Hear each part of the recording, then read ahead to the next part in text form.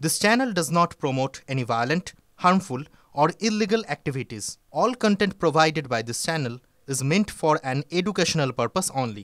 দিকে নজর রাখতে হবে, তার কারণ সেখানে প্রাণে মারার হুমকি দিয়ে টাকা তোলার অভিযোগ আসছে। এই অভিযোগ তৃণমূল নেতার 24 লাখ টাকা তোলার আদায়ের পর ফের 10 লাখ টাকার দাবি। ওই বৃদ্ধ ময়নাগুড়ি থানায় অভিযোগ দায়ের করলে অভিযোগ তুলে নিতে ফের হুমকি তৃণমূল নেতা পাপন চাকলাদারের। অভিযোগ না তোলায় পরিবার নিয়ে বৃদ্ধের বাড়ির সামনে ধর্ণা যুব তৃণমূল নেতার। অভিযোগ অস্বীকার করছে তৃণমূল নেতা। যদি লিগালি আমার কাছে টাকা পাওয়া থাকে, আমি আপনাদের সামনে প্রশাসনের দ্বারস্থ হয়েছে, আমি প্রশাসনের সামনে টাকা সিলিন্ডার করব। কিন্তু যদি না পেয়ে থাকে,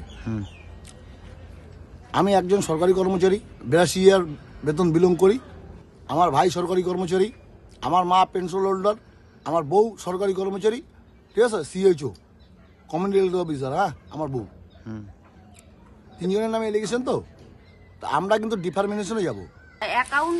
অ্যাকাউন্টে ট্রান্সফার যে হয়েছে ওনাদের অ্যাকাউন্টে, মানে টাকাগুলো এই যে রীতিমতো সবই আছে এখানে। আমরা কোনো মিথ্যা, কোনো ভিত্তিহীন কোনো ইসেই করছি না। টাকাটা 18 লক্ষ টাকা যেটা ধার নিয়েছে, আমাদের ব্ল্যাকমেল 18 লক্ষ টাকা ধার নিয়েছিল। মানে আমরা অসহায়, এখন আমরা কি করব, নিরাপত্তায় ভুগছি।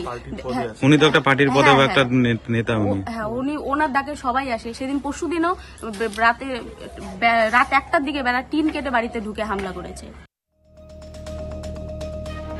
পরে খবরে আসি, সুরাহা মিলল না আম জনতার। ফের প্রশাসনিক জটে আটকে গেল জীবন বীমা এবং স্বাস্থ্য বীমার জিএসটি কমানোর প্রস্তাব।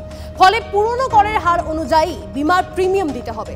জয়সলমেরে জিএসটি কাউন্সিলের বৈঠকে একাধিক ক্ষেত্রে জিএসটি কমানোর প্রস্তাবে শিলমোহর পড়ার সম্ভাবনা ছিল, কিন্তু অপ্রত্যাশিতভাবে জানিয়ে দেওয়া হলো এখনই এই বিষয়ে সিদ্ধান্ত নেবে না জিএসটি কাউন্সিল। এই নিয়ে জানুয়ারিতে ফের বৈঠকে বসবে সংশ্লিষ্ট বিষয়ের মন্ত্রীগোষ্ঠী।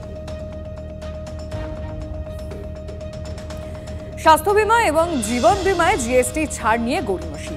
ফের কি প্রতিবাদে সোচ্চার হবে তৃণমূল সহ বিরোধী শিবির? তৃতীয় মোদী সরকার গঠনের পর প্রথম বাজেট অধিবেশনে 18% জিএসটি হার কমানোর দাবিতে সংসদে তুমুল প্রতিবাদ করেছিল তৃণমূল। এই দাবিতে আন্দোলনে নেমেছে অন্যান্য বিরোধী দলও।